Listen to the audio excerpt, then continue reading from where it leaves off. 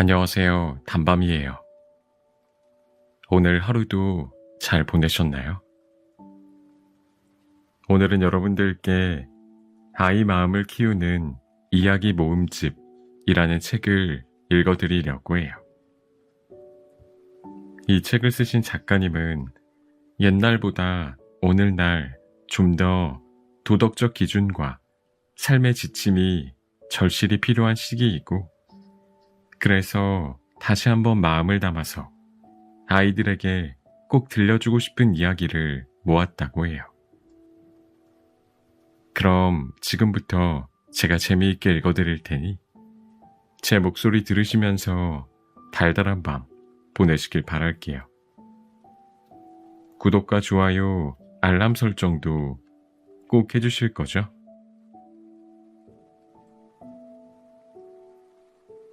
왕과 매. 칭기즈칸은 아주 유명한 왕이자 전사였어. 그는 큰 군대를 이끌고 중국과 페르시아까지 정복했지. 많은 땅을 차지했고, 사람들은 알렉산더 대왕 이후로 이렇게 대단한 왕은 처음이야 라며 칭기즈칸을 칭찬했어. 어느 날 아침 전쟁에서 돌아온 칭기즈칸은 친구들과 함께 사냥을 나갔어. 다들 활과 화살을 챙기고 말을 탔지. 사냥개를 데리고 따라오는 하인들도 있었어. 사냥은 정말 즐거웠어. 숲속에는 모두의 웃음소리와 외침이 울려 퍼졌고, 모두가 이렇게 생각했어. 오늘은 분명 멋진 사냥감을 많이 얻을 수 있을 거야. 왕의 손목에는 아주 특별한 매 한 마리가 앉아 있었어. 그 매는 칭기즈칸이 가장 아끼는 친구였지. 사람들은 그 매를 훈련시켜 사냥에 데리고 다녔어. 매는 주인이 신호를 보내면 하늘 높이 날아올라 사슴이나 토끼 같은 사냥감을 찾았고, 발견하는 즉시 화살처럼 빠르게 내려와서 덮쳤지. 그날 칭기즈칸과 사냥꾼들은 하루 종일 숲을 돌아다녔어. 하지만 기대만큼 많은 사냥감을 잡지는 못했어. 해가 질 무렵 모두 집으로 돌아가기로 했어. 칭기즈칸은 이 숲을 여러 번 지나갔던 적이 있어서 길을 잘 알고 있었어. 사람들은 집까지 가는 가장 가까운 길을 택했지만, 왕은 두 산 사이에 있는 계곡을 따라 좀 더 긴 길을 선택했어. 그날은 날씨가 무척 더웠고, 왕은 몹시 목이 말랐어. 왕의 손목에 매어있던 매도 이미 하늘로 날아가 있었고, 이제 스스로 길을 찾아 집으로 갈 거라는 걸 왕은 알고 있었지. 왕은 말을 천천히 몰면서 길을 따라 걸었어. 예전에 이 근처에서 맑은 샘을 본 기억이 떠올랐거든. 지금 그 샘을 다시 찾을 수 있다면 얼마나 좋을까? 왕은 그렇게 생각했어. 하지만 여름이라 산속 개울물은 거의 다 말라 있었어. 그러다 마침내 바위 끝에서 물이 졸졸 흐르는 걸 발견했어. 왕은 깜짝 놀라며 반가워했지. 아, 이 근처 위쪽에 샘이 있었지? 왕은 예전 우기 때 이곳에서 시원한 물줄기가 흘러내렸던 기억이 떠올랐어. 그런데 지금은 물이 한 방울씩 아주 천천히 떨어지고 있지 뭐야. 왕은 재빨리 말에서 내리고 사냥 가방에서 작고 예쁜 은잔을 꺼냈어. 그리고 잔을 들고 천천히 떨어지는 물방울을 받아내기 시작했어.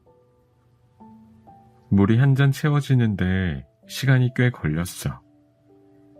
왕은 너무 목이 말라서 더는 참기 힘들 정도였지. 마침내 잔이 거의 다 찼고 그는 조심스럽게 먹으려고 했어.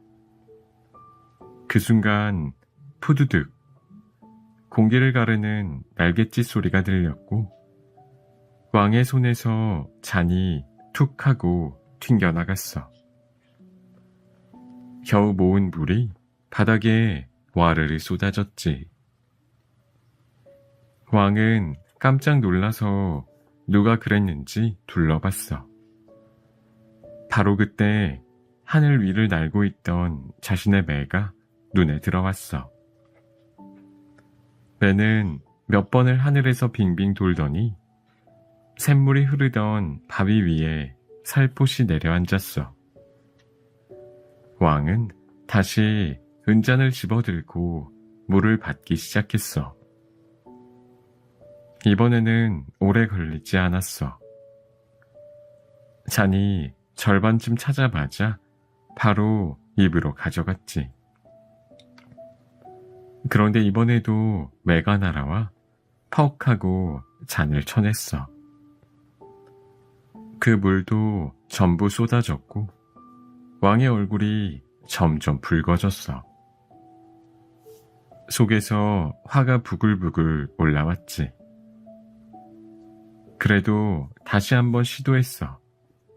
하지만 세 번째마저도 매는 잔을 그대로 쳐냈어.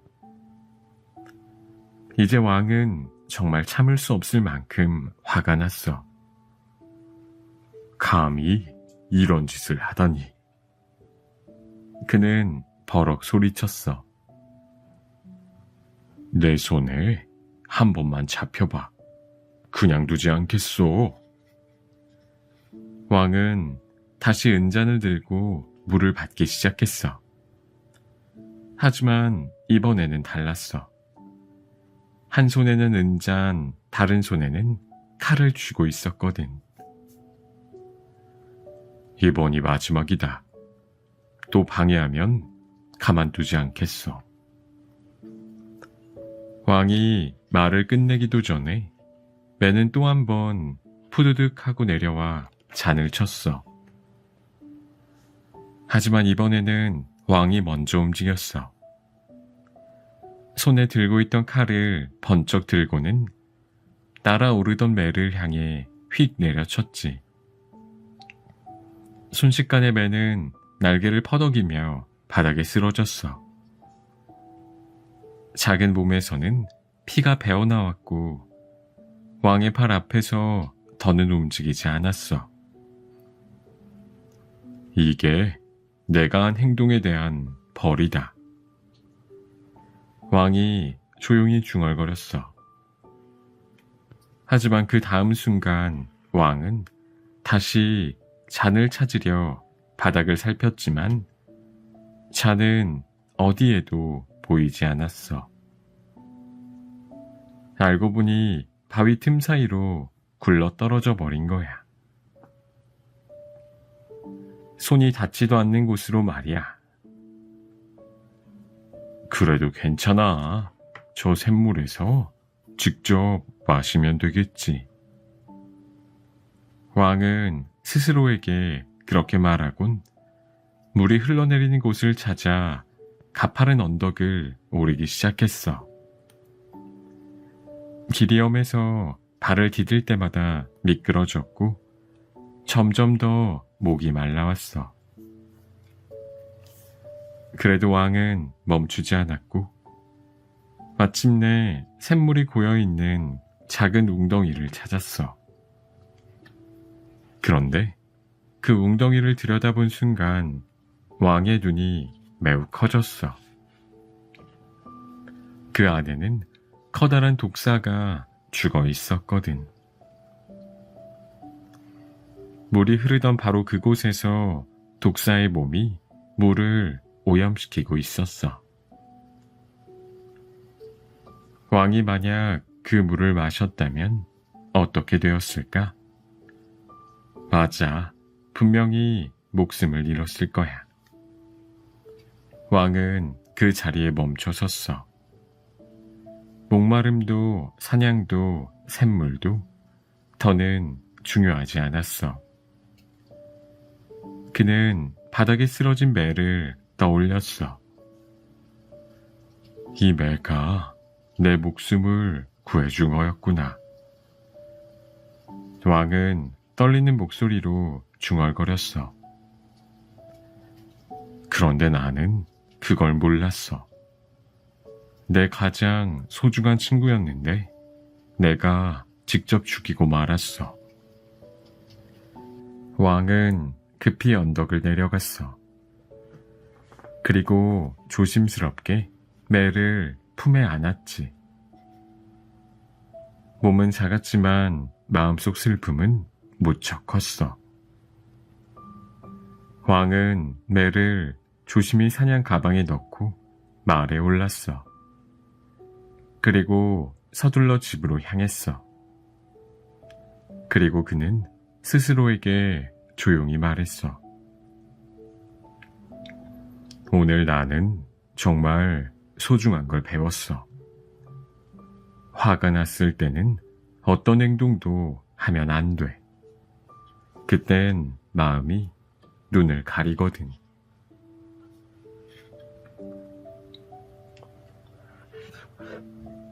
기둥에 박힌 못. 옛날에 한 농부가 살고 있었어. 그의 아들 존은 좀 부주의한 아이였지. 해야 할 일을 제대로 하지 않는 경우도 많았거든. 어느 날 아버지가 존에게 이렇게 말했어. 존, 넌 자꾸 부주의하고 잘 잊어버리는구나. 그래서 내가 실수할 때마다 이 기둥에 못을 하나씩 박을 거야. 그 못을 보면 내가 어떤 잘못을 했는지 기억할 수 있을 거다. 대신 바르게 행동하면 못을 하나씩 뽑아주마. 아버지는 약속대로 했어. 매일 못을 하나씩 기둥에 박았고 어떤 날은 아주 많이 박아야 했지. 하지만 잘했다고 뽑아준 못은 거의 없었어. 그러던 어느 날 존은 기둥이 못으로 빼곡하게 덮인 걸 보고 깜짝 놀랐어. 그리고 마음 한켠이 찌릿했지. 내가 이렇게 많은 잘못을 했다고? 존은 부끄러웠어. 그래서 마음을 다잡았어. 앞으로는 더 나은 사람이 되어야지. 그 다음 날부터 존은 달라졌어. 성실하고 착한 행동을 했지. 덕분에 아버지는 여러 개의 못을 뽑아줬어. 그리고 그 다음 날도 존은 계속 바르게 행동했어. 시간이 조금씩 흘렀고 기둥에 있던 못은 하나둘 빠져나갔어. 그리고 마침내 단 하나의 못만 남게 되었지. 그날 아버지가 존을 불렀어. 존, 이제 마지막 못이 남았구나. 이걸 뽑아줄게. 기쁘지 않니? 그런데 존은 기둥을 가만히 바라보더니 갑자기 눈물을 뚝뚝 흘렸어. 아버지가 물었어. 왜 그러니, 존? 못이 다 빠졌으니 기뻐해야 하는 거 아니니? 그러자 존이 흐느끼며 말했어. 맞아요, 아버지. 못은 다 없어졌어요. 그런데 기둥에 남은 자국들은 그대로예요. 이 이야기에서 꼭 기억할 게 있어. 사람은 누구나 실수를 할 수 있어. 잘못된 습관도 생길 수 있고, 나쁜 행동도 할 수 있지. 하지만 다행인 건 그런 습관과 행동은 고칠 수 있다는 거야. 마음을 고쳐먹고 노력하면 조금씩 나아질 수 있어. 그런데 말이야, 그 실수가 남긴 자국은 쉽게 없어지지 않아. 못을 뽑을 수는 있지만 기둥에 남은 흔적은 지워지지 않는 것처럼 말이야. 그러니까 꼭 기억해줘. 내가 지금 잘못된 행동을 하고 있거나 뭔가 이상한 습관이 생긴다고 느껴지면 바로 그때 멈추는 게 정말 중요해. 왜냐하면 실수할 때마다 내 마음속 어딘가에 또 하나의 못이 박히는 거니까.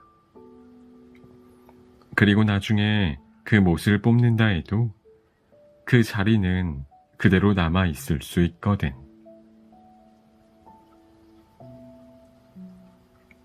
바닷가의 크누트 왕.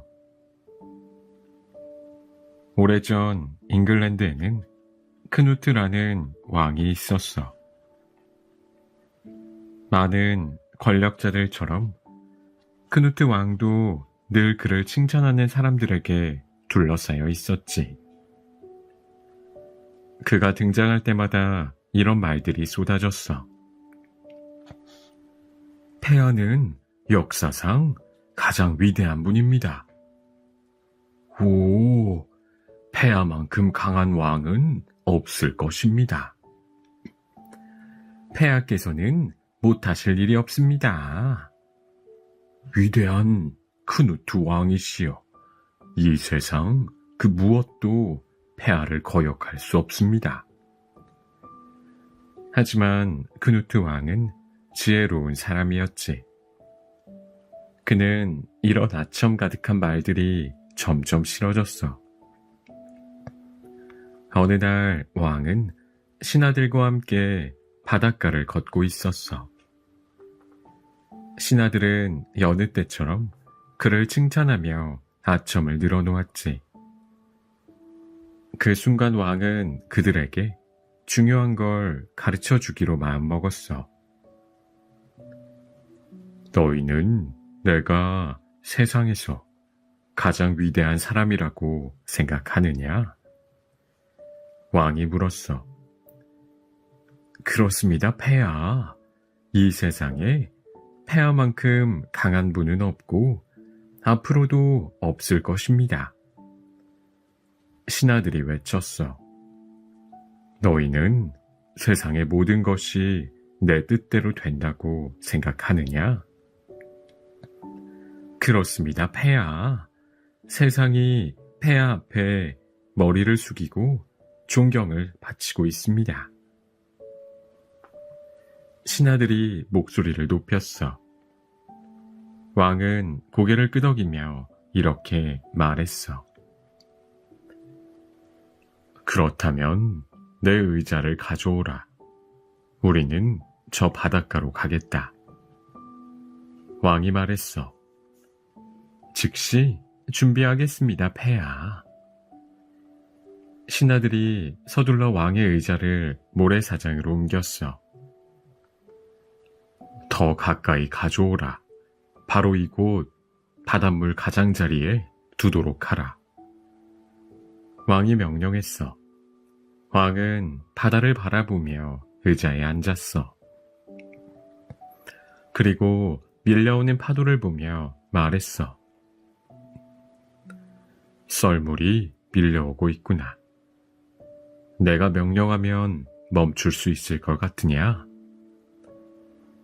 신하들은 당황했지만 사실대로 대답할 수 없었어. 명령만 내리신다면 폐하, 바다가 반드시 따를 것입니다. 한 신하가 자신 있게 말했어. 좋다. 바다야, 이 이상 다가오지 마라. 파도여, 밀려오지 마라.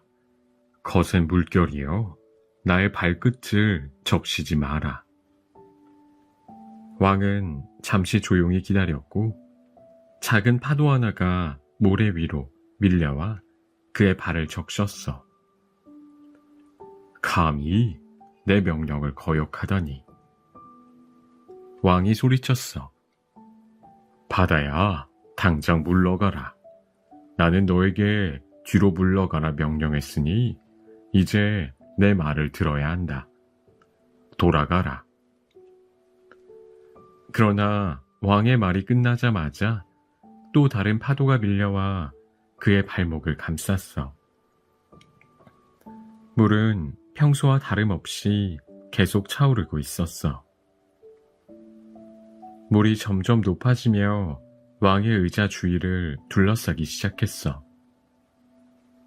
결국 파도는 그의 발뿐만 아니라 옷자락까지 적셨지. 주변에 서 있던 신하들은 왕을 걱정스럽게 바라보며 왕이 미쳐버린 건 아닐까 하고 생각이 들었어.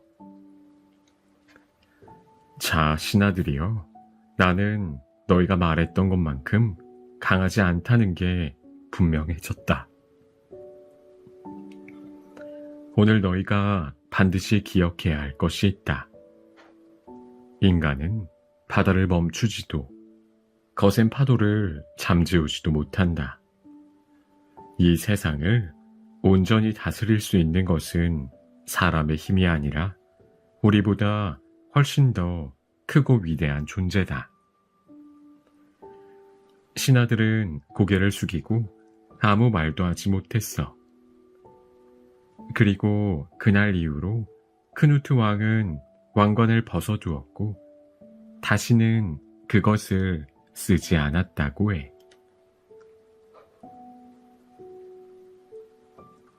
비네거 씨와 그의 행운. 옛날에 아주 가난한 남자가 살고 있었어. 그 사람 이름은 아무도 기억하지 못했지. 대신 작고 나이도 많고 얼굴엔 깊은 주름이 가득해서 사람들은 그를 비네거 씨라고 불렀어. 그 아내도 그와 비슷하게 작고 나이가 많았지. 두 사람은 오래된 들판 뒤편에 작고 낡은 오두막에 살고 있었어. 어느 날 비네거 부인이 빗자루질을 너무 세게 하는 바람에 오두막의 낡은 문이 덜컥 떨어져 버렸지 뭐야. 깜짝 놀란 비네거 부인은 들판으로 뛰어나가 소리쳤어. 존, 집이 무너지고 있어요. 비네거 씨는 달려와 문을 살펴보더니 이렇게 말했어. 걱정하지 마요. 모자를 쓰고 나와요, 여보. 우리 이제 행운을 찾아 떠납시다.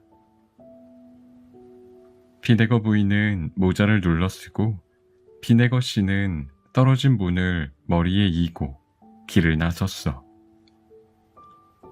그들은 하루 종일 걸었고 해가 질 무렵엔 나무가 가득한 어두운 숲에 도착했어. 여기 자리가 괜찮아 보이니 여기서 하룻밤 묵읍시다. 비네거 씨가 그렇게 말했어. 그는 커다란 나무에 올라가 문을 몇 개의 가지 위에 조심스럽게 걸쳤어.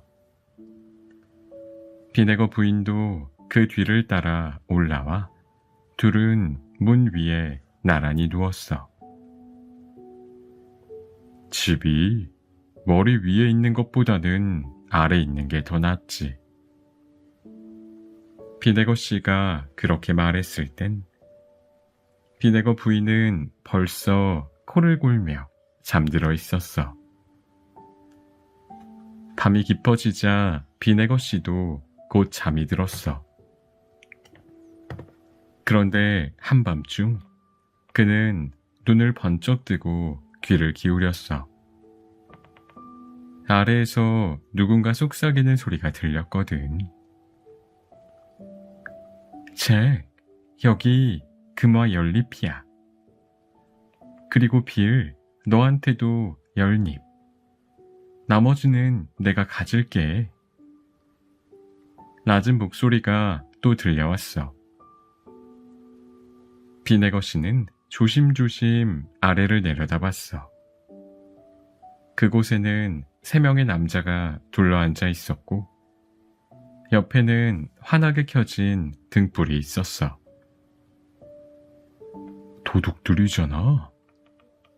그는 깜짝 놀라 속으로 소리쳤고 더 높은 가지로 올라가려다 발로 문을 차고 말았어. 쿵!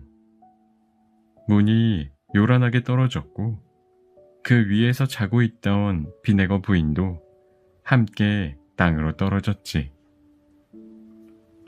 도둑들은 그 소리에 기겁해서 소리를 지르며 사방으로 도망쳤어. 숲은 다시 조용해졌고 등불만이 그 자리에 남았어. 여보, 괜찮아요? 비네거 씨가 다급하게 물었어. 네, 괜찮아요. 비네거 부인이 일어나며 말했어. 밤중에 갑자기 문이 떨어질 줄은 몰랐네요.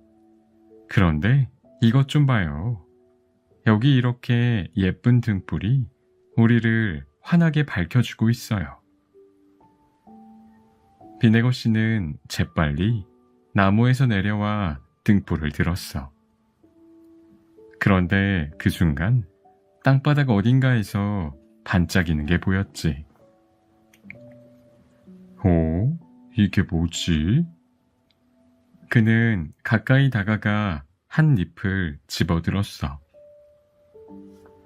불빛에 비춰보자 눈이 휘둥그레졌지. 금화야. 진짜 금화야. 그의 외침에 비네거 부인도 달려왔어. 우리가 행운을 찾았어요. 그녀는 기쁨에 겨워 빙글빙글 돌고 펄쩍펄쩍 뛰었어.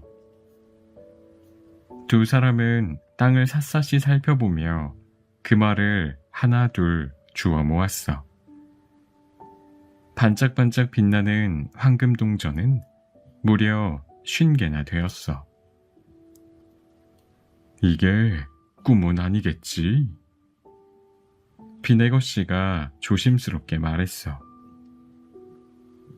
그럼요. 우린 정말 운이 좋은 거예요. 비네거 부인이 손을 꼭 잡으며 대답했어. 그들은 한참 동안 아무 말도 하지 않고 조용히 금화들을 바라봤어. 금화는 작은 등불 아래서 별빛처럼 반짝이고 있었지. 존, 비네거 부인이 조용히 말했어. 좋은 생각이 났어요. 당신이 마을에 가서 소를 한 마리 사오면 어때요? 매일 젖을 짜고 그걸로 버터도 만들 수 있을 거예요. 그러면 우리 둘이 부족함 없이 살 수 있어요. 비네거 씨는 고개를 끄덕였어. 그거 정말 좋은 생각이네요. 그래, 그렇게 해봅시다. 그는 소를 사기 위해 마을로 떠났고 비네거 부인은 길가 그늘에 앉아 그가 돌아오기만을 기다렸지. 비네거 씨는 마을 거리를 이리저리 둘러봤어. 한참을 걷다가 한 농부가 살찐 암소를 끌고 가는 모습을 보았지. 그 소는 튼튼해 보였고 걸음걸이도 당당했어. 저 소를 가진다면 우유도 팔고 송아지도 더 키워서 더 큰 부자가 될 수 있을 텐데. 비네거 씨는 눈빛을 반짝이며 중얼거렸어. 그때 농부가 그를 실컷 보며 물었어. 혹시 이 소에 관심이 있으세요? 잘 보셨군요. 젖도 잘 나오고 성질도 얌전해요. 그런데 금화가 좀 부족해서 씨앗을 사러 못 가고 있지 뭐예요. 비네거 씨는 곧장 대답했어. 금화 50잎이라면 어떻습니까? 제가 다 드릴게요. 이 소를 꼭 갖고 싶어요. 농부는 눈을 번뜩이며 웃었어. 그 정도 금화라면 저도 손해는 아니지요. 거래합시다. 비네거 씨는 서둘러 금화를 건네고 소의 고삐를 쥐었어. 마음속엔 이 소 덕분에 금방 금화를 몇 배로 불릴 수 있을 거야 라는 기대감으로 가득했지. 그는 입꼬리를 올린 채 소와 함께 마을길을 의기양양하게 걸었어. 아, 나는 세상에서 제일 운 좋은 사람이야. 저기 사람들 좀 봐. 모두 나와 내 소를 쳐다보고 있잖아. 하하, 부러워서 그러는 게 틀림없어.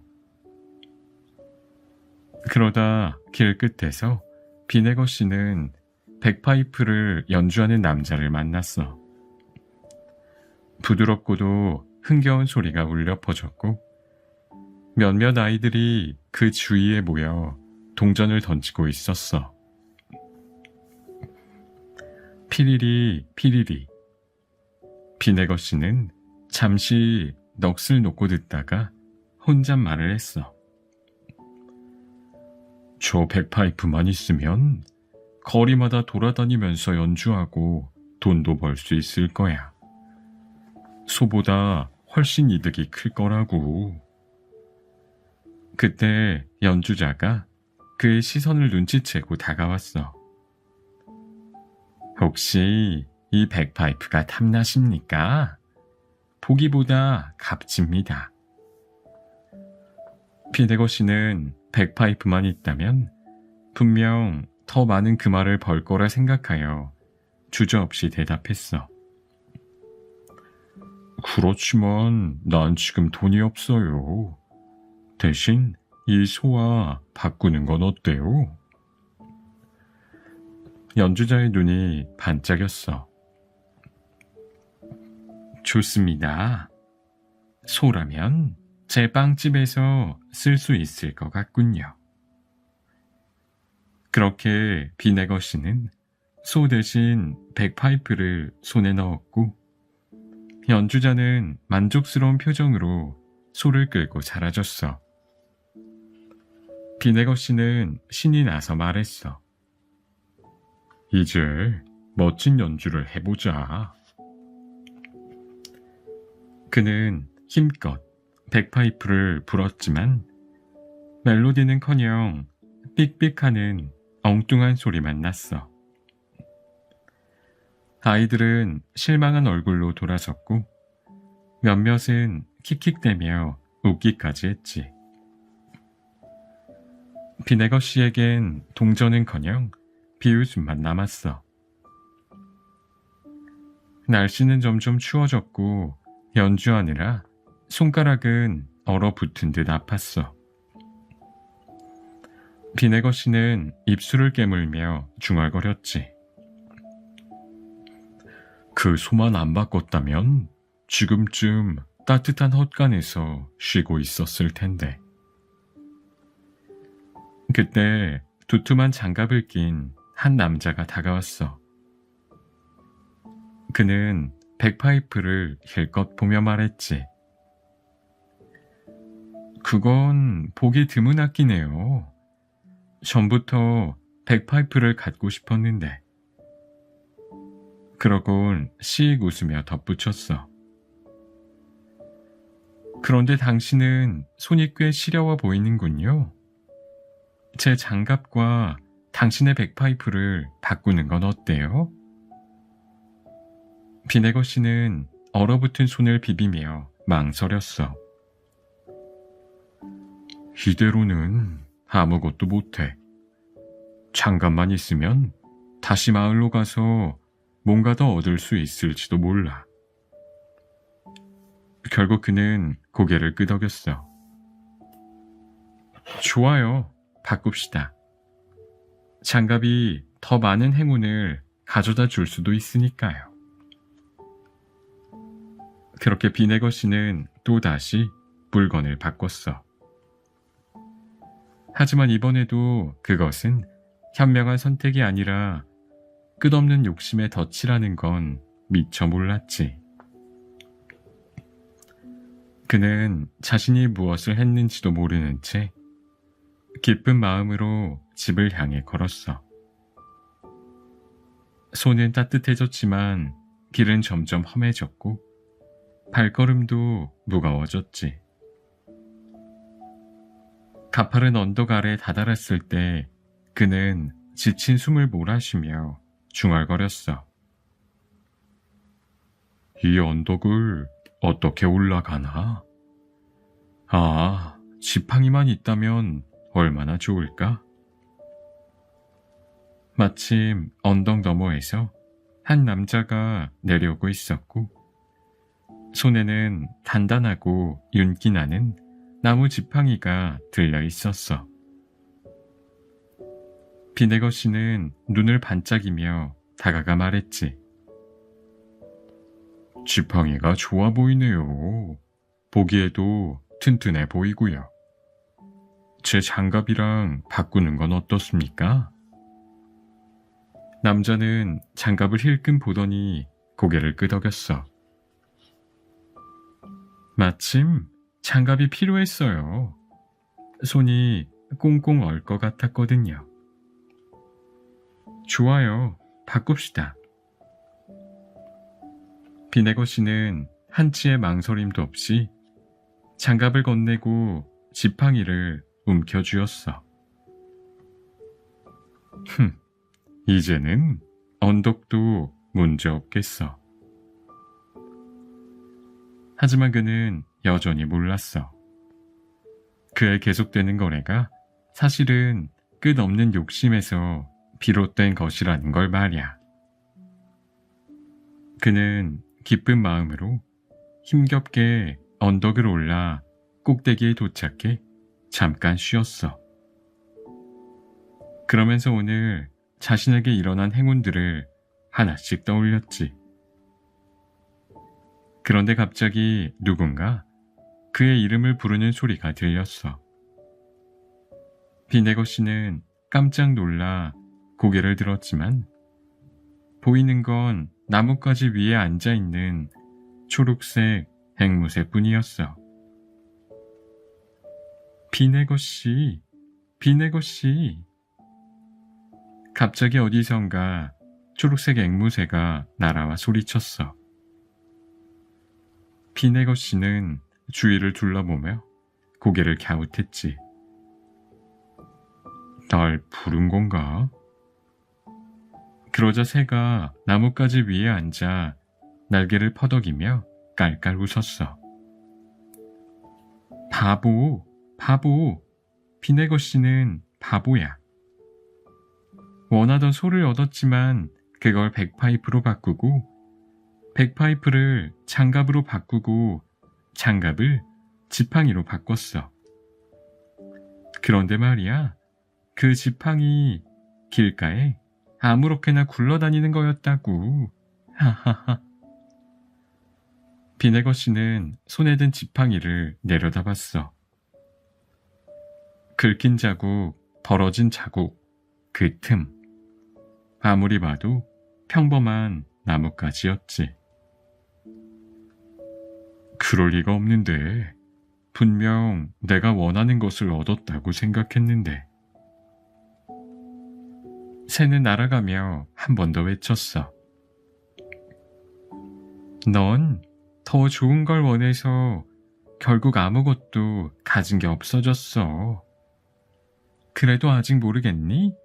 넌 더 하는 욕심 때문에 계속 잃은 거야.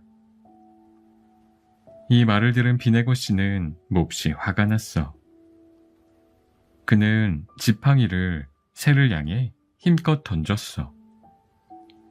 하지만 새는 날아오르며 계속 외쳤어. 바보, 바보. 지팡이는 높게 뻗은 나뭇가지 사이에 끼고 말았어. 비네거 씨는 그것을 다시 잡을 수 없었지. 그는 천천히 걷기 시작했어. 생각할 게 너무 많았거든. 길가에서 그를 기다리던 비네거 부인은 남편을 보자마자 물어봤어.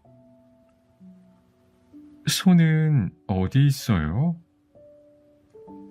글쎄, 소가 어디 있는지 잘 모르겠어. 비네거 씨는 어색하게 웃으며 그동안 있었던 일을 하나하나 털어놓았지. 비네거 부인은 잠시 침묵하다가 새보다 더 무서운 말들을 쏟아냈다는 소문이 있어. 하지만 그건 오직 그들 부부만 아는 이야기니까 굳이 우리가 알 필요는 없을 거야. 결국 비네거 씨는 이렇게 말했어. 뭐, 다시 집으로 돌아가서 작은 오두막이나 잘 돌보며 살아봅시다. 그는 다시 문짝을 머리에 이고 묵묵히 길을 걸었고 비네거 부인은 말없이 그를 따라 걸었어.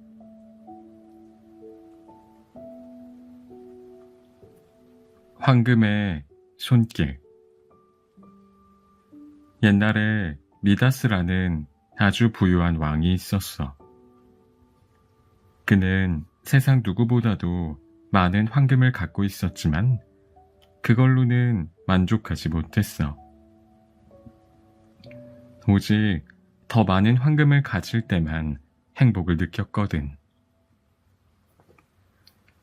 미다스 왕은 궁전 지하에 커다란 금고를 두고 하루도 여러 번 거기에서 보물을 세며 보냈어.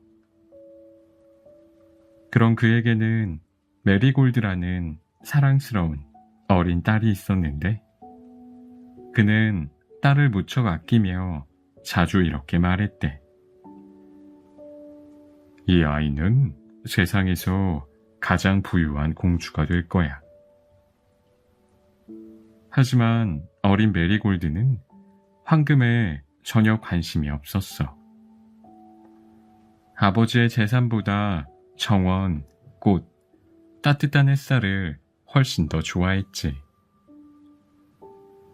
메리골드는 대부분의 시간을 외롭게 지냈어. 미다스 왕은 더 많은 황금을 얻는 방법을 고민하고 이미 가진 황금을 세는데 바빠서 딸과 이야기하거나 산책하는 시간이 거의 없었거든. 어느 날 미다스 왕은 보물창고로 내려갔어. 무거운 문을 잠그고 커다란 보물 상자를 열었지. 그는 황금을 탁자 위에 쏟아놓고 손으로 만지며 애정어린 눈빛으로 바라봤어. 손가락 사이로 황금이 흘러내릴 때 나는 달그락거리는 소리는 왕에게 음악처럼 들렸지. 그때였어. 갑자기 황금 더미 위로 그림자가 드리웠어. 고개를 들자 눈부신 흰 옷을 입은 낯선 사람이 미소를 지으며 그를 내려다보고 있었어. 미다스 왕은 깜짝 놀라 벌떡 일어났어. 분명히 문은 잠갔는데 어떻게 이곳에 사람이 들어온 걸까? 보물이 위험한 걸까? 하지만 낯선 사람은 미소를 지으며 이렇게 말했어. 미다스 왕이여, 당신은 정말 많은 황금을 가지고 있군요. 그렇소. 하지만 세상에 있는 모든 황금에 비하면 너무 부족한 양이요. 미다스 왕이 대답했어. 무슨 말씀입니까? 이만큼을 가지고도 만족하지 못하는 겁니까? 낯선 사람이 물었어. 만족하다니 당연히 아니요. 나는 밤새 잠을 설쳐가며 더 많은 황금을 얻을 방법을 고민하오. 나는 내가 만지는 모든 것이 황금으로 변했으면 좋겠소. 미다스 왕이 단호하게 말했어. 그 소원이 정말 간절합니까? 미다스 왕이요? 낯선 사람이 다시 물었지. 물론이요. 그것보다 더 나를 행복하게 해줄 건 없소. 그렇다면 당신의 소원을 이루어 주겠습니다. 내일 아침 첫 햇살이 창문을 통해 들어올 때 당신은 황금의 손길을 갖게 될 것입니다. 그 말을 남기고 낯선 이는 순식간에 사라졌어. 미다스 왕은 눈을 비비며 중얼거렸지. 꿈을 꾼 게 분명해. 하지만 사실이라면 얼마나 좋을까? 다음날 아침 해가 막 떠오를 무렵 미다스 왕은 잠에서 깨어났어. 그는 손을 뻗어 침대 덮개를 만져봤지만 아무 일도 일어나지 않았어. 역시 사실일 리가 없지. 왕은 실망하며 한숨을 쉬었어. 그때 창문을 통해 첫 햇살이 방 안으로 들어오자 왕이 손을 올려둔 침대 덮개가 순금으로 변했어. 정말이야? 정말이야? 왕은 기쁨에 찬 목소리로 외쳤어. 그는 침대에서 벌떡 일어나 방 안을 돌아다니며 손에 닿는 모든 걸 만졌어. 가운도 실내화도 가구도 전부 황금으로 변했어.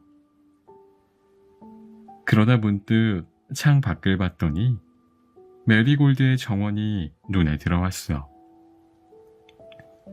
내 딸에게 멋진 선물을 해줘야겠군. 왕은 만족스럽게 웃으며 정원으로 내려갔어. 왕은 정원으로 가서 메리골드가 아끼는 꽃들을 하나씩 손으로 스쳤어. 그러자 꽃들이 눈부신 황금으로 변했지. 이걸 보면 얼마나 기뻐할까?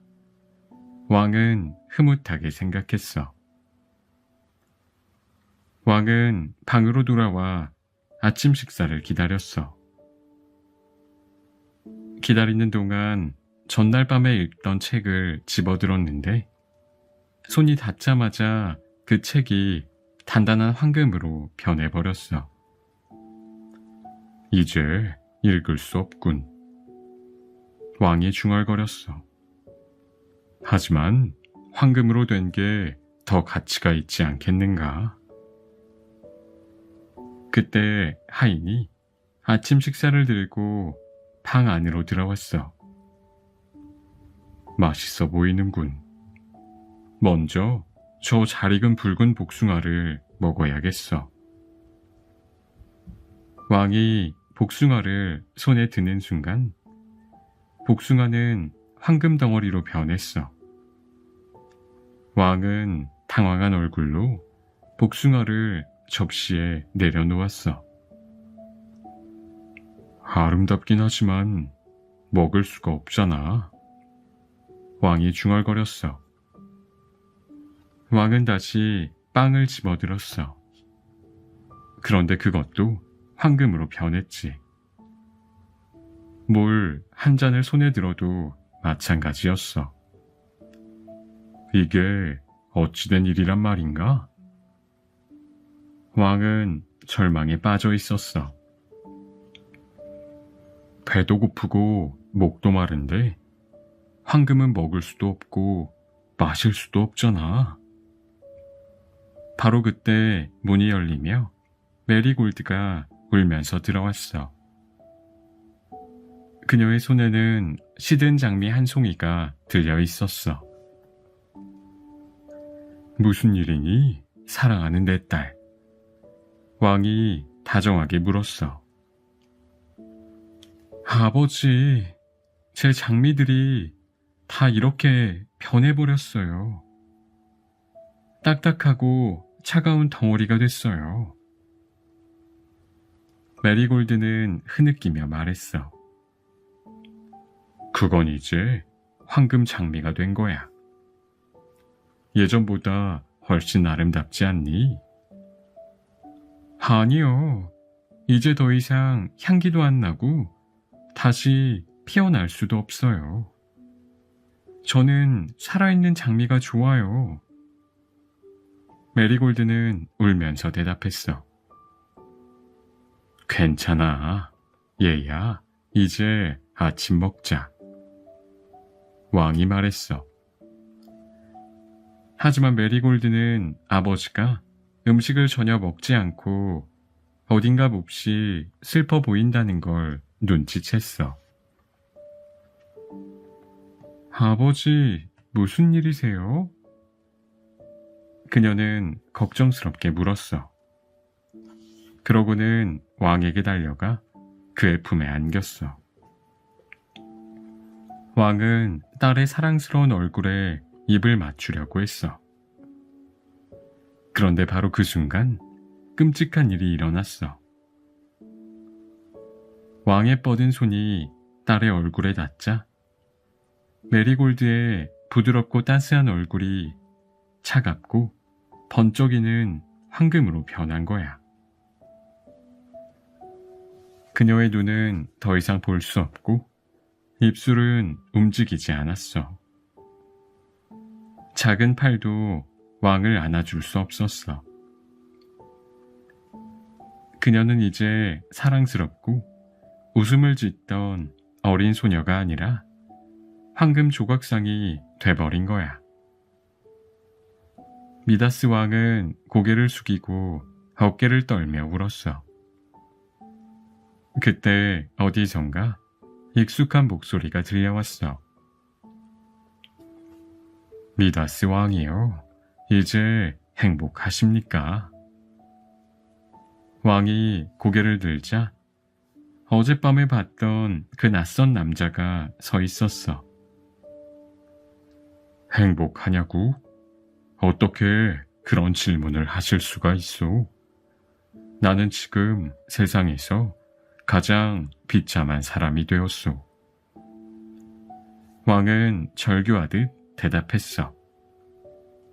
낯선 이는 조용히 말했어. 하지만 당신은 황금의 손길을 가졌습니다. 그것이면 충분하지 않습니까? 내 사랑하는 메리골드를 돌려주시오. 그렇다면 내가 가진 모든 황금을 포기하겠소. 내게 가장 소중했던 모든 것을 잃고 말았소. 왕은 그렇게 말했어. 낯선 이는 부드럽게 고개를 끄덕였어. 이제 당신은 전보다 더 지혜로워졌군요, 미다스 왕이여. 정원 아래에 흐르는 강으로 가서 몸을 담그십시오. 그리고 그 강물을 당신이 원래대로 되돌리고 싶은 것에 뿌리면 될 것입니다. 그 말을 끝으로 낯선 이는 사라졌어. 미다스 왕은 곧장 자리에서 일어나 강으로 달려갔어. 그는 물속으로 뛰어들었고 양동이에 강물을 가득 채운 다음 서둘러 궁전으로 돌아왔어. 그는 메리골드에게 물을 조심스럽게 뿌렸어. 그러자 창백했던 그녀의 뺨에 따뜻한 생기가 돌아왔어. 메리골드는 천천히 눈을 뜨고 말했어. 아버지, 무슨 일이 있었던 거예요? 미다스 왕은 기쁨에 겨워 딸을 꼭 안았어. 그날 이후 왕은 다시는 황금에 집착하지 않았어. 단 하나 메리골드의 머리카락처럼 반짝이는 황금빛만은 소중하게 여겼어.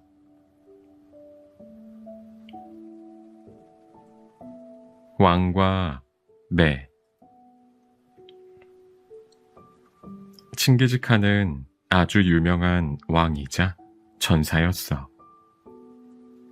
그는 큰 군대를 이끌고 중국과 페르시아까지 정복했지.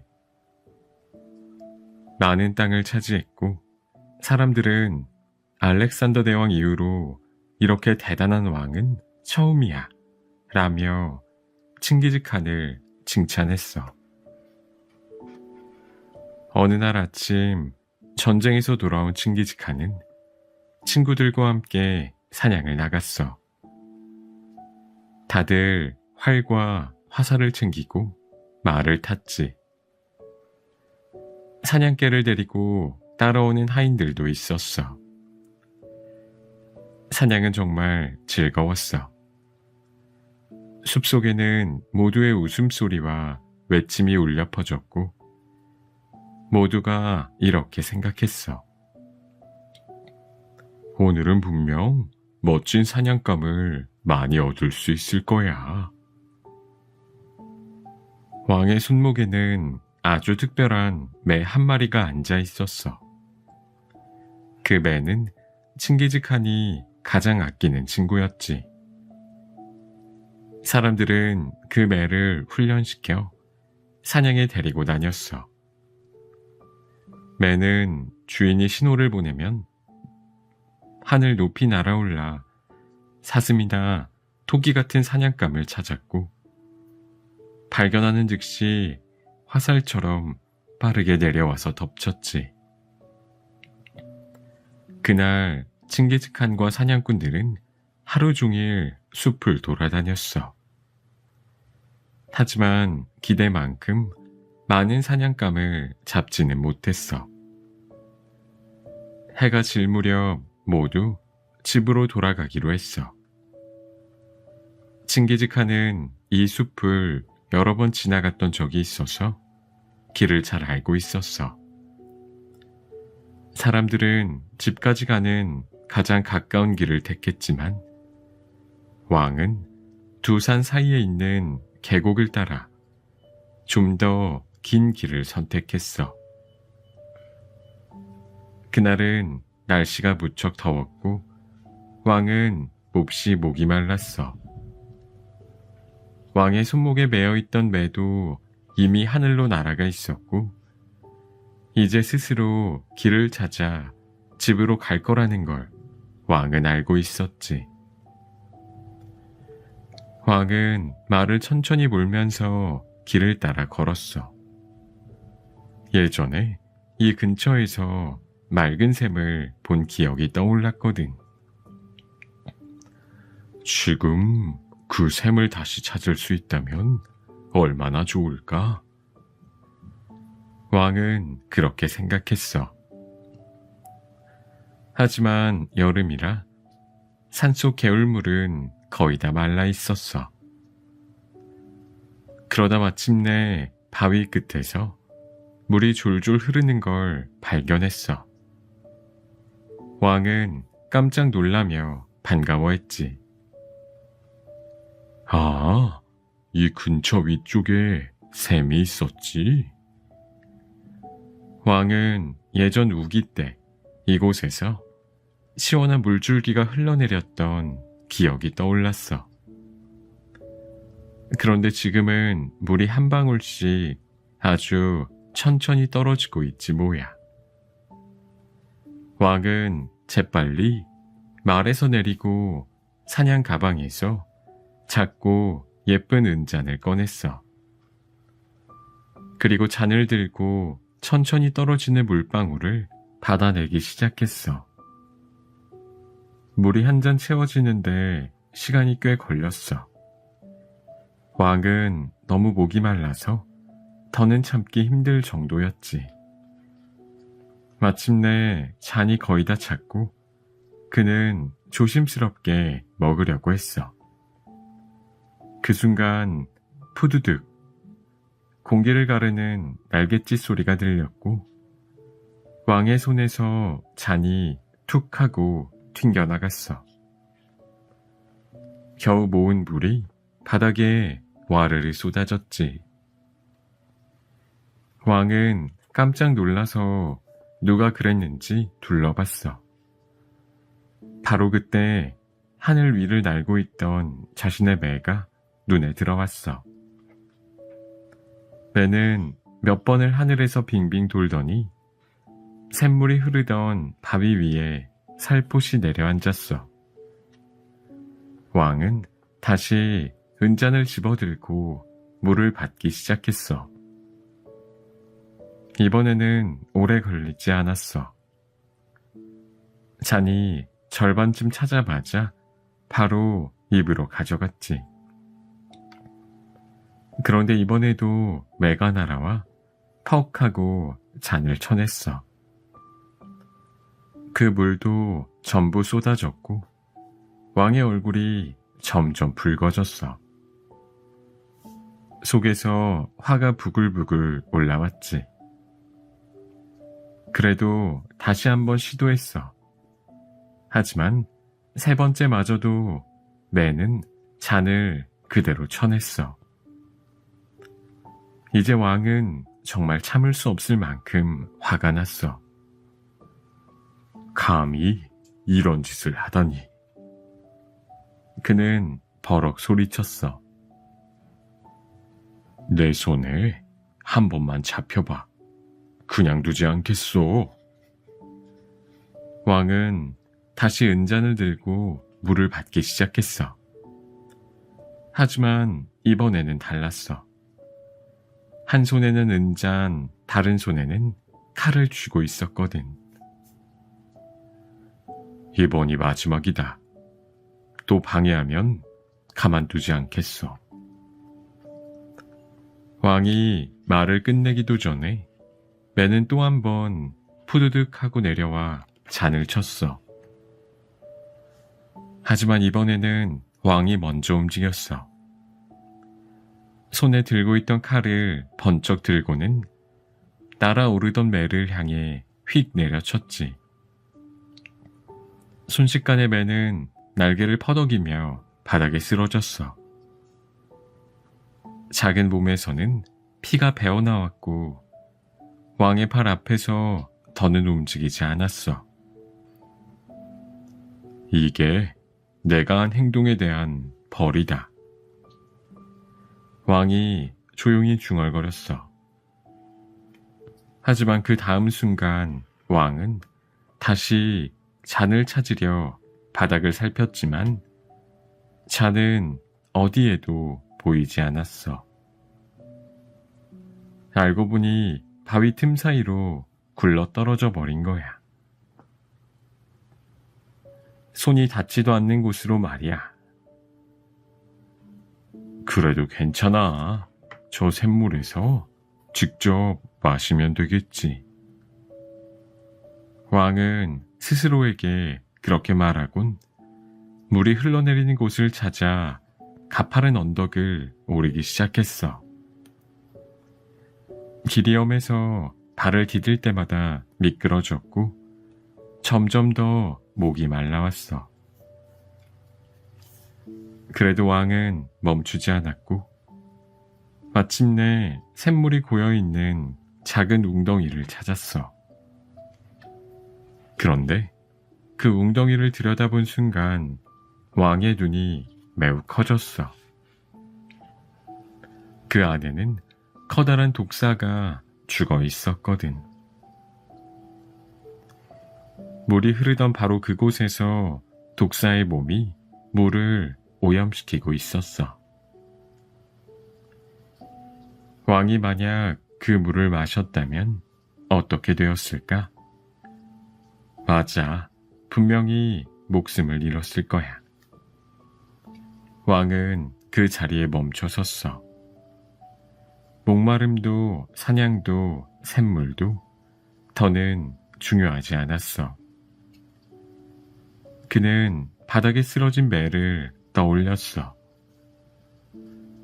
이 매가 내 목숨을 구해준 거였구나. 왕은 떨리는 목소리로 중얼거렸어. 그런데 나는 그걸 몰랐어.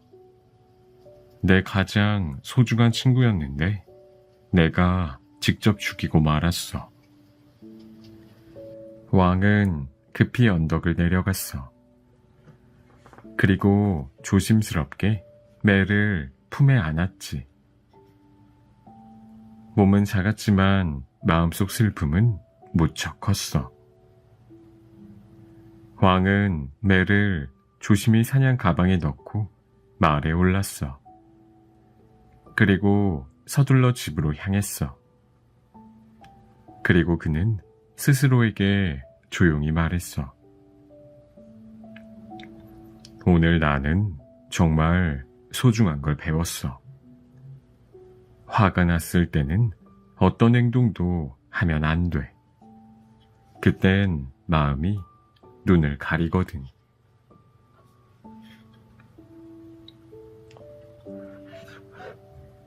기둥에 박힌 못. 옛날에 한 농부가 살고 있었어. 그의 아들 존은 좀 부주의한 아이였지. 해야 할 일을 제대로 하지 않는 경우도 많았거든. 어느 날 아버지가 존에게 이렇게 말했어. 존, 넌 자꾸 부주의하고 잘 잊어버리는구나. 그래서 내가 실수할 때마다 이 기둥에 못을 하나씩 박을 거야. 그 못을 보면 내가 어떤 잘못을 했는지 기억할 수 있을 거다. 대신 바르게 행동하면 못을 하나씩 뽑아주마. 아버지는 약속대로 했어. 매일 못을 하나씩 기둥에 박았고 어떤 날은 아주 많이 박아야 했지. 하지만 잘했다고 뽑아준 못은 거의 없었어. 그러던 어느 날 존은 기둥이 못으로 빼곡하게 덮인 걸 보고 깜짝 놀랐어. 그리고 마음 한켠이 찌릿했지. 내가 이렇게 많은 잘못을 했다고? 존은 부끄러웠어. 그래서 마음을 다잡았어. 앞으로는 더 나은 사람이 되어야지. 그 다음 날부터 존은 달라졌어. 성실하고 착한 행동을 했지. 덕분에 아버지는 여러 개의 못을 뽑아줬어. 그리고 그 다음 날도 존은 계속 바르게 행동했어. 시간이 조금씩 흘렀고 기둥에 있던 못은 하나둘 빠져나갔어. 그리고 마침내 단 하나의 못만 남게 되었지. 그날 아버지가 존을 불렀어. 존, 이제 마지막 못이 남았구나. 이걸 뽑아줄게.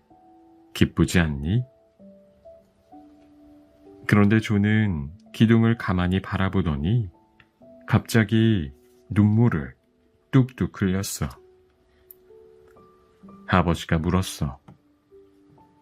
왜 그러니, 존? 못이 다 빠졌으니 기뻐해야 하는 거 아니니? 그러자 존이 흐느끼며 말했어.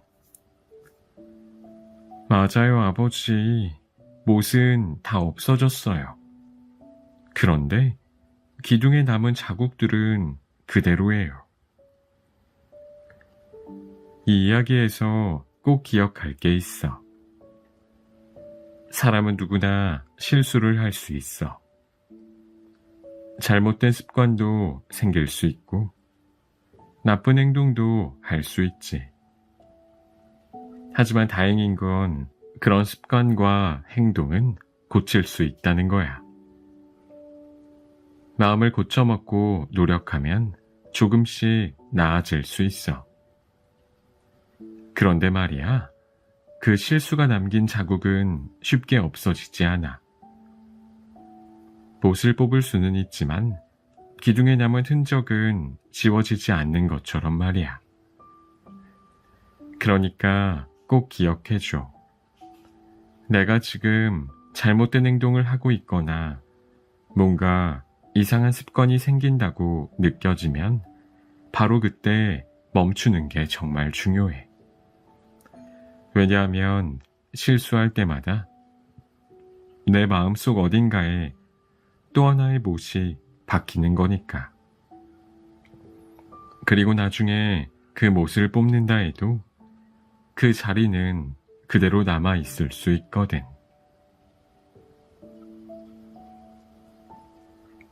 바닷가의 크누트 왕.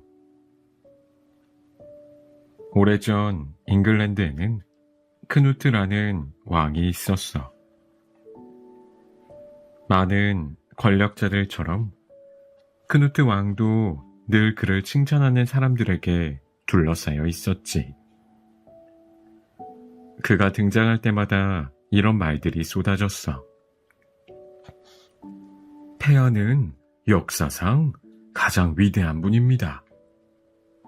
오, 폐하만큼 강한 왕은 없을 것입니다. 폐하께서는 못하실 일이 없습니다. 위대한 크누트 왕이시여, 이 세상 그 무엇도 폐하를 거역할 수 없습니다. 하지만 크누트 왕은 지혜로운 사람이었지. 그는 이런 아첨 가득한 말들이 점점 싫어졌어. 어느 날 왕은 신하들과 함께 바닷가를 걷고 있었어. 신하들은 여느 때처럼 그를 칭찬하며 아첨을 늘어놓았지. 그 순간 왕은 그들에게 중요한 걸 가르쳐 주기로 마음먹었어. 너희는 내가 세상에서 가장 위대한 사람이라고 생각하느냐? 왕이 물었어. 그렇습니다, 폐하. 이 세상에 폐하만큼 강한 분은 없고 앞으로도 없을 것입니다. 신하들이 외쳤어. 너희는 세상의 모든 것이 내 뜻대로 된다고 생각하느냐? 그렇습니다, 폐하. 세상이 폐하 앞에 머리를 숙이고 존경을 바치고 있습니다. 신하들이 목소리를 높였어. 왕은 고개를 끄덕이며 이렇게 말했어.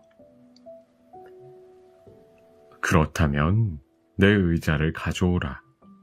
우리는 저 바닷가로 가겠다. 왕이 말했어. 즉시 준비하겠습니다, 폐하. 신하들이 서둘러 왕의 의자를 모래사장으로 옮겼어. 더 가까이 가져오라. 바로 이곳 바닷물 가장자리에 두도록 하라. 왕이 명령했어. 왕은 바다를 바라보며 의자에 앉았어. 그리고 밀려오는 파도를 보며 말했어. 썰물이 밀려오고 있구나. 내가 명령하면 멈출 수 있을 것 같으냐? 신하들은 당황했지만 사실대로 대답할 수 없었어. 명령만 내리신다면 폐하, 바다가 반드시 따를 것입니다. 한 신하가 자신 있게 말했어. 좋다. 바다야, 이 이상 다가오지 마라. 파도여, 밀려오지 마라. 거센 물결이여, 나의 발끝을 적시지 마라. 왕은 잠시 조용히 기다렸고 작은 파도 하나가 모래 위로 밀려와 그의 발을 적셨어. 감히 내 명령을 거역하다니. 왕이 소리쳤어. 바다야, 당장 물러가라. 나는 너에게 뒤로 물러가라 명령했으니 이제 내 말을 들어야 한다. 돌아가라. 그러나 왕의 말이 끝나자마자 또 다른 파도가 밀려와 그의 발목을 감쌌어. 물은 평소와 다름없이 계속 차오르고 있었어. 물이 점점 높아지며 왕의 의자 주위를 둘러싸기 시작했어. 결국 파도는 그의 발뿐만 아니라 옷자락까지 적셨지. 주변에 서 있던 신하들은 왕을 걱정스럽게 바라보며 왕이 미쳐버린 건 아닐까 하고 생각이 들었어.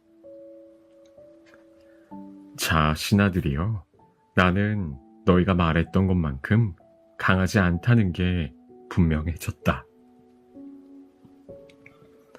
오늘 너희가 반드시 기억해야 할 것이 있다. 인간은 바다를 멈추지도 거센 파도를 잠재우지도 못한다. 이 세상을 온전히 다스릴 수 있는 것은 사람의 힘이 아니라 우리보다 훨씬 더 크고 위대한 존재다. 신하들은 고개를 숙이고 아무 말도 하지 못했어. 그리고 그날 이후로 크누트 왕은 왕관을 벗어두었고 다시는 그것을 쓰지 않았다고 해.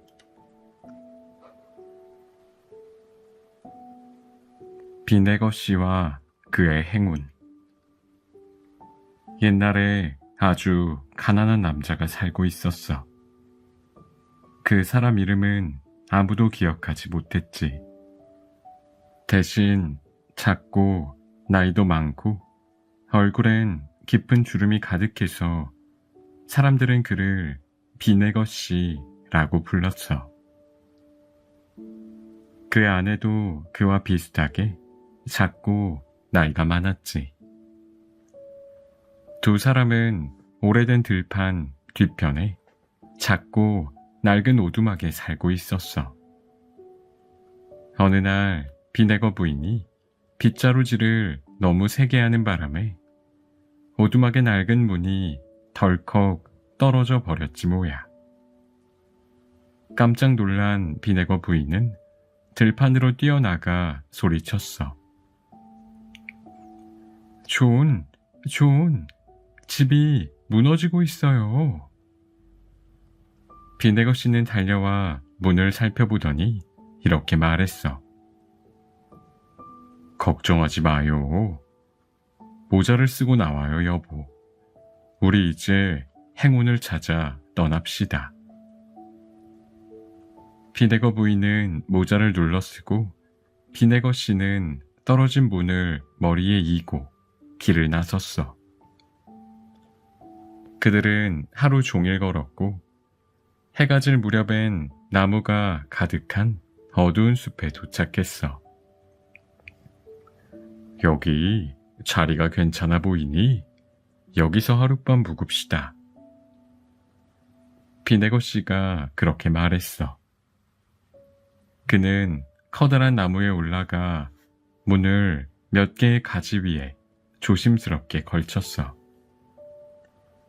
비네거 부인도 그 뒤를 따라 올라와 둘은 문 위에 나란히 누웠어.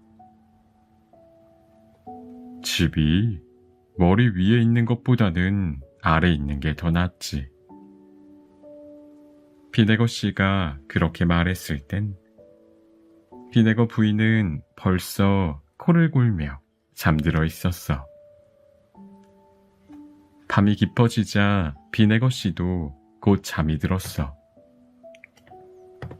그런데 한밤중 그는 눈을 번쩍 뜨고 귀를 기울였어. 아래에서 누군가 속삭이는 소리가 들렸거든. 잭, 여기 금화 열잎이야. 그리고 빌, 너한테도 열잎. 나머지는 내가 가질게. 낮은 목소리가 또 들려왔어.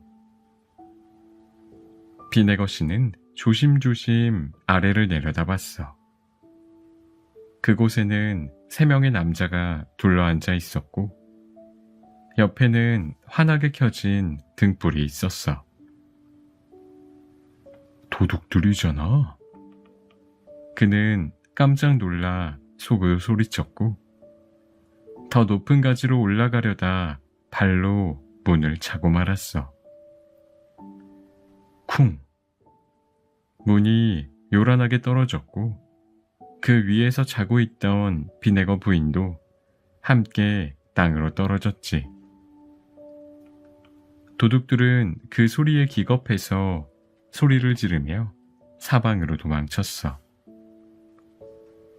숲은 다시 조용해졌고 등불만이 그 자리에 남았어. 여보, 괜찮아요? 비네거 씨가 다급하게 물었어. 네, 괜찮아요. 비네거 부인이 일어나며 말했어. 밤중에 갑자기 문이 떨어질 줄은 몰랐네요.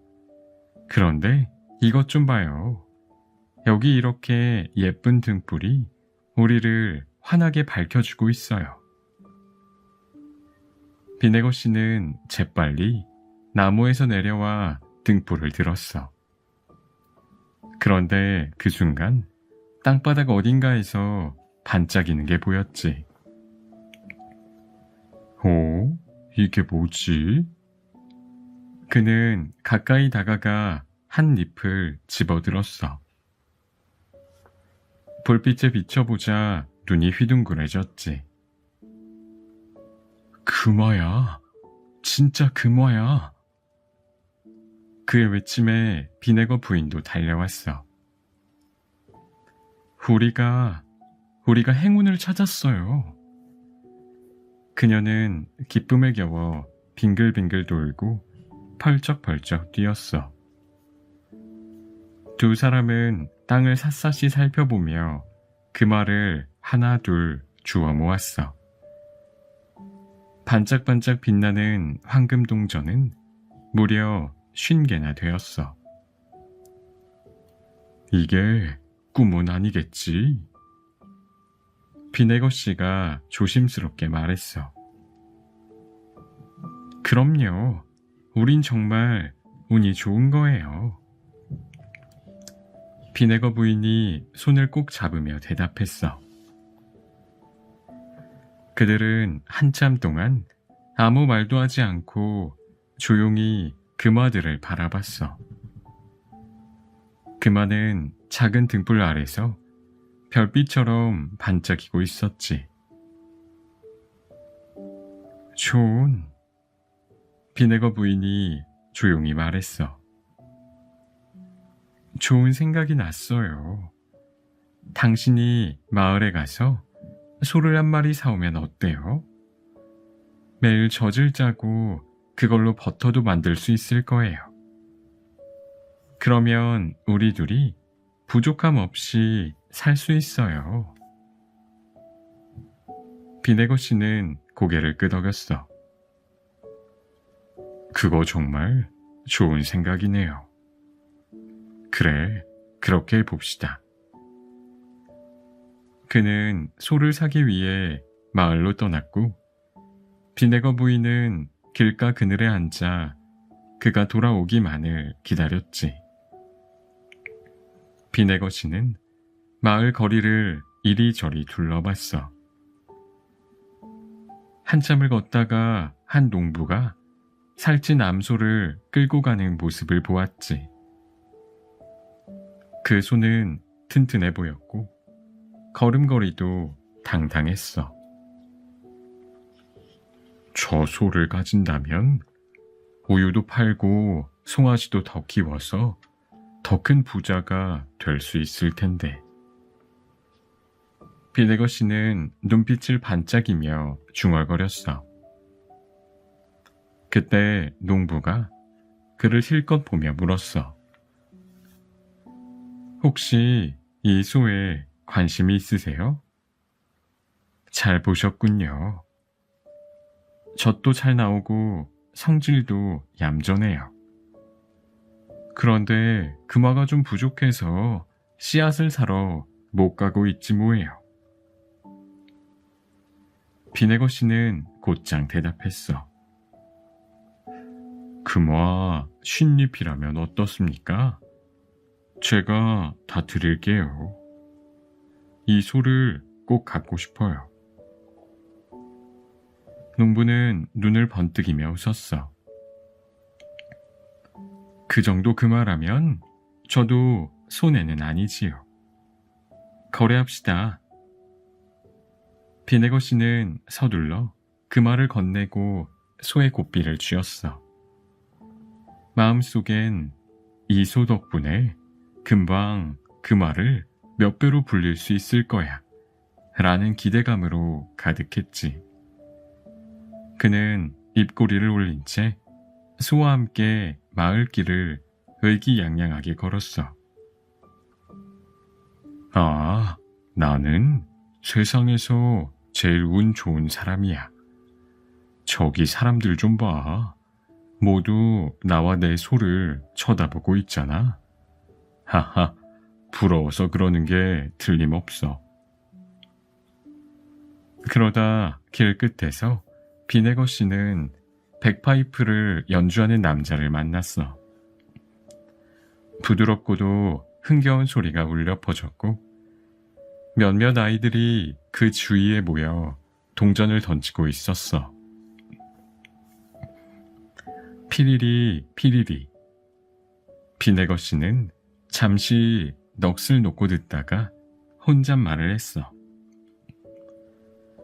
저 백파이프만 있으면 거리마다 돌아다니면서 연주하고 돈도 벌 수 있을 거야.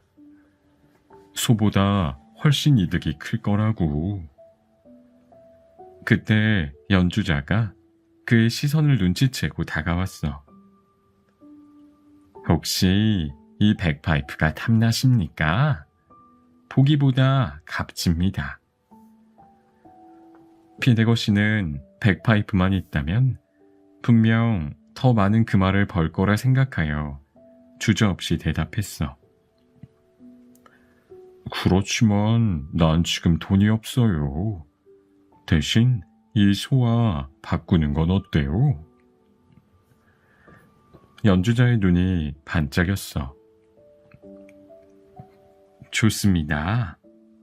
소라면 제 빵집에서 쓸 수 있을 것 같군요. 그렇게 비네거 씨는 소 대신 백파이프를 손에 넣었고 연주자는 만족스러운 표정으로 소를 끌고 사라졌어. 비네거 씨는 신이 나서 말했어. 이제 멋진 연주를 해보자.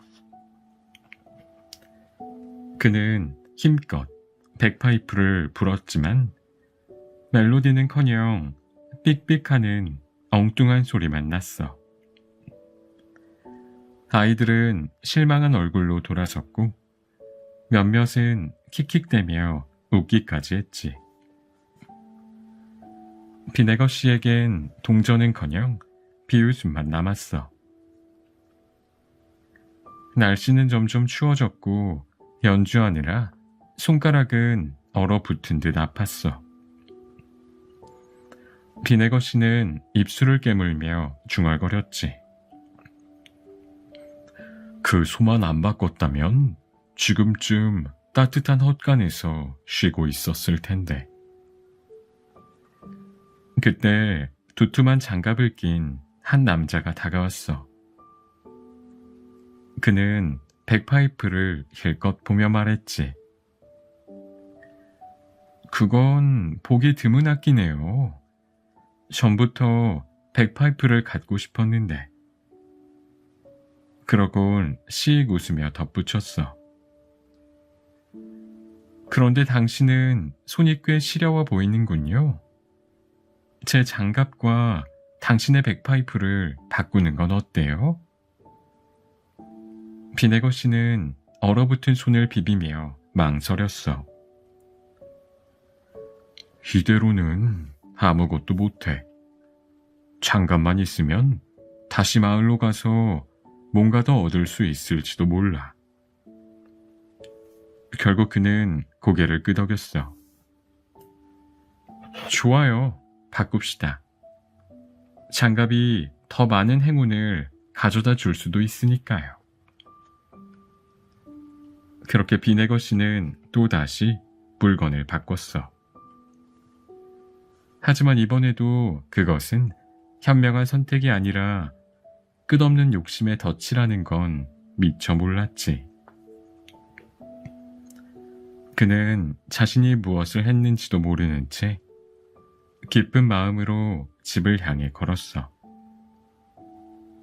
손은 따뜻해졌지만 길은 점점 험해졌고 발걸음도 무거워졌지. 가파른 언덕 아래 다다랐을 때 그는 지친 숨을 몰아쉬며 중얼거렸어. 이 언덕을 어떻게 올라가나? 아, 지팡이만 있다면 얼마나 좋을까? 마침 언덕 너머에서 한 남자가 내려오고 있었고 손에는 단단하고 윤기 나는 나무 지팡이가 들려 있었어. 비네거 씨는 눈을 반짝이며 다가가 말했지. 지팡이가 좋아 보이네요. 보기에도 튼튼해 보이고요. 제 장갑이랑 바꾸는 건 어떻습니까? 남자는 장갑을 힐끔 보더니 고개를 끄덕였어. 마침 장갑이 필요했어요. 손이 꽁꽁 얼 것 같았거든요. 좋아요. 바꿉시다. 비네거 씨는 한치의 망설임도 없이 장갑을 건네고 지팡이를 움켜쥐었어.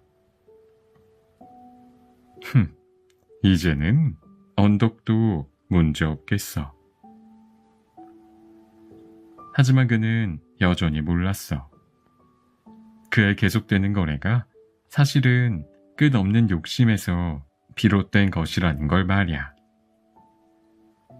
그는 기쁜 마음으로 힘겹게 언덕을 올라 꼭대기에 도착해 잠깐 쉬었어. 그러면서 오늘 자신에게 일어난 행운들을 하나씩 떠올렸지. 그런데 갑자기 누군가 그의 이름을 부르는 소리가 들렸어. 비네거 씨는 깜짝 놀라 고개를 들었지만 보이는 건 나뭇가지 위에 앉아있는 초록색 앵무새뿐이었어. 비네거 씨, 비네거 씨. 갑자기 어디선가 초록색 앵무새가 날아와 소리쳤어. 비네거 씨는 주위를 둘러보며 고개를 갸웃했지. 날 부른 건가? 그러자 새가 나뭇가지 위에 앉아 날개를 퍼덕이며 깔깔 웃었어. 바보, 바보. 비네거 씨는 바보야. 원하던 소를 얻었지만 그걸 백파이프로 바꾸고 백파이프를 장갑으로 바꾸고 장갑을 지팡이로 바꿨어. 그런데 말이야, 그 지팡이 길가에 아무렇게나 굴러다니는 거였다고. 하하하. 비네거 씨는 손에 든 지팡이를 내려다봤어. 긁힌 자국, 벌어진 자국, 그 틈. 아무리 봐도 평범한 나뭇가지였지. 그럴 리가 없는데. 분명 내가 원하는 것을 얻었다고 생각했는데. 새는 날아가며 한 번 더 외쳤어. 넌 더 좋은 걸 원해서 결국 아무것도 가진 게 없어졌어. 그래도 아직 모르겠니? 넌 더 하는 욕심 때문에 계속 잃은 거야. 이 말을 들은 비네거 씨는 몹시 화가 났어. 그는 지팡이를 새를 향해 힘껏 던졌어. 하지만 새는 날아오르며 계속 외쳤어. 바보, 바보. 지팡이는 높게 뻗은 나뭇가지 사이에 끼고 말았어. 비네거 씨는 그것을 다시 잡을 수 없었지. 그는 천천히 걷기 시작했어. 생각할 게 너무 많았거든. 길가에서 그를 기다리던 비네거 부인은 남편을 보자마자 물어봤어. 소는 어디 있어요? 글쎄, 소가 어디 있는지 잘 모르겠어.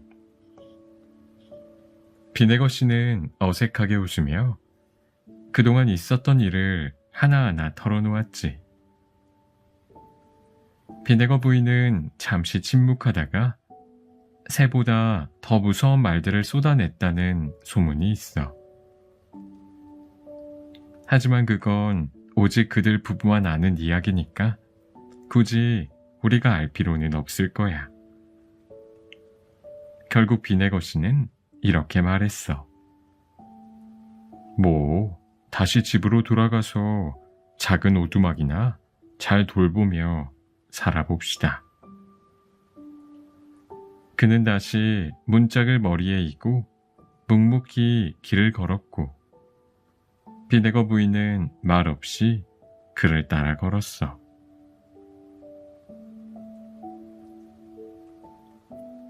황금의 손길. 옛날에 미다스라는 아주 부유한 왕이 있었어. 그는 세상 누구보다도 많은 황금을 갖고 있었지만 그걸로는 만족하지 못했어. 오직 더 많은 황금을 가질 때만 행복을 느꼈거든. 미다스 왕은 궁전 지하에 커다란 금고를 두고 하루도 여러 번 거기에서 보물을 세며 보냈어. 그런 그에게는 메리골드라는 사랑스러운 어린 딸이 있었는데 그는 딸을 무척 아끼며 자주 이렇게 말했대. 이 아이는 세상에서 가장 부유한 공주가 될 거야. 하지만 어린 메리골드는 황금에 전혀 관심이 없었어. 아버지의 재산보다 정원, 꽃, 따뜻한 햇살을 훨씬 더 좋아했지.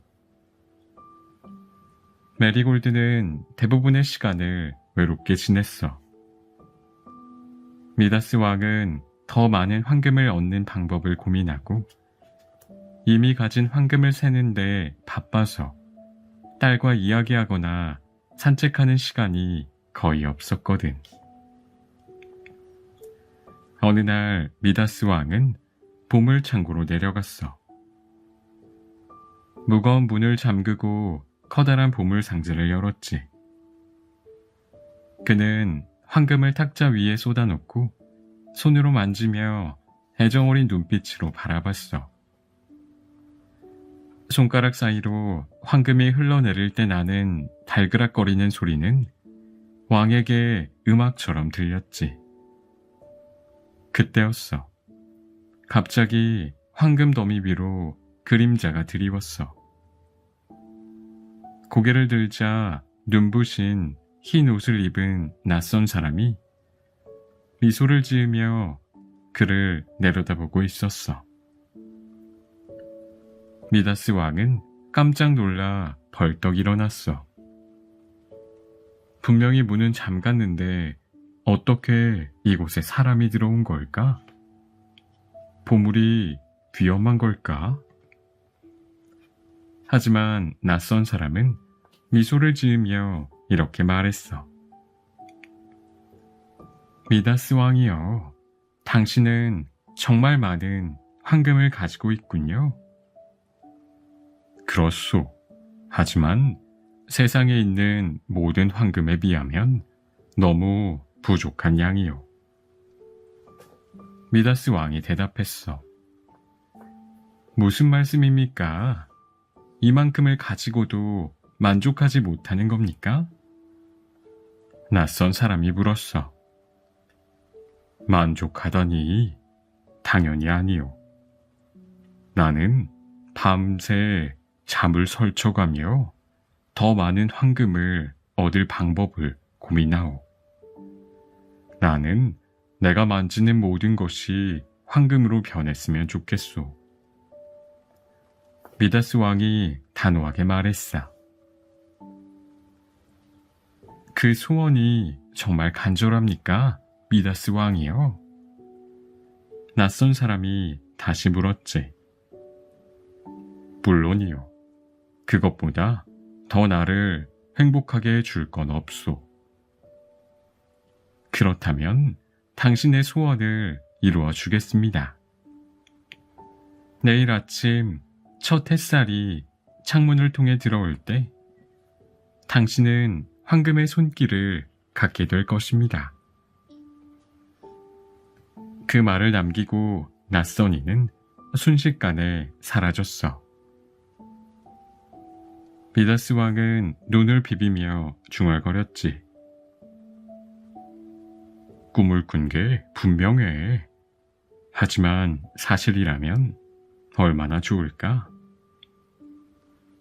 다음날 아침 해가 막 떠오를 무렵 미다스 왕은 잠에서 깨어났어. 그는 손을 뻗어 침대 덮개를 만져봤지만 아무 일도 일어나지 않았어.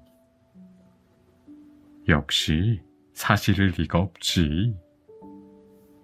왕은 실망하며 한숨을 쉬었어. 그때 창문을 통해 첫 햇살이 방 안으로 들어오자 왕이 손을 올려둔 침대 덮개가 순금으로 변했어. 정말이야? 정말이야? 왕은 기쁨에 찬 목소리로 외쳤어. 그는 침대에서 벌떡 일어나 방 안을 돌아다니며 손에 닿는 모든 걸 만졌어. 가운도 실내화도 가구도 전부 황금으로 변했어. 그러다 문득 창 밖을 봤더니 메리골드의 정원이 눈에 들어왔어. 내 딸에게 멋진 선물을 해줘야겠군. 왕은 만족스럽게 웃으며 정원으로 내려갔어.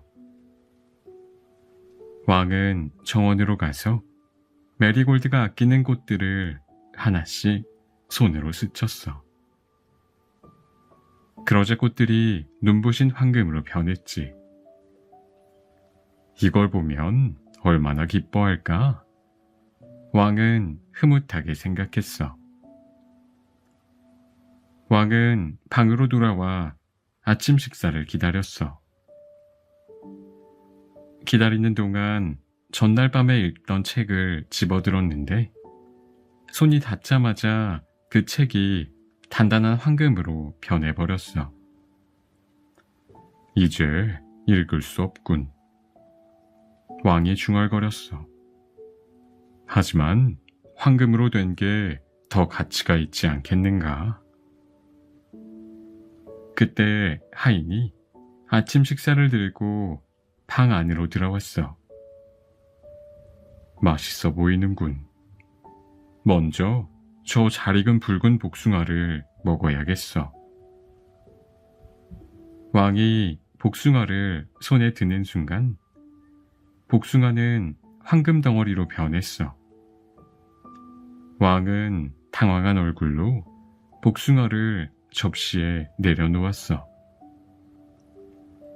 아름답긴 하지만 먹을 수가 없잖아. 왕이 중얼거렸어. 왕은 다시 빵을 집어들었어.